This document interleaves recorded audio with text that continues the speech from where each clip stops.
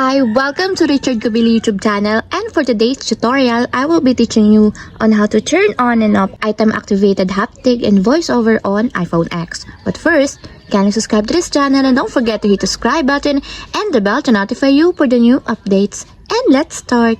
Using your iPhone X, from your home screen first, go to Settings.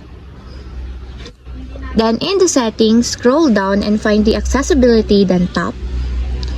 Then in the accessibility, go to vision section and then tap the voiceover.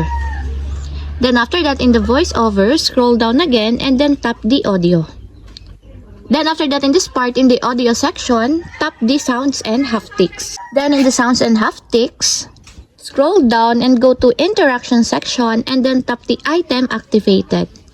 Then in the item activated, find the haptic, and as you will see, there's a switch button located on this part. Then all you have to do is just tap it to enable until it becomes green. And if you want to disable or turn off, just tap again the switch button.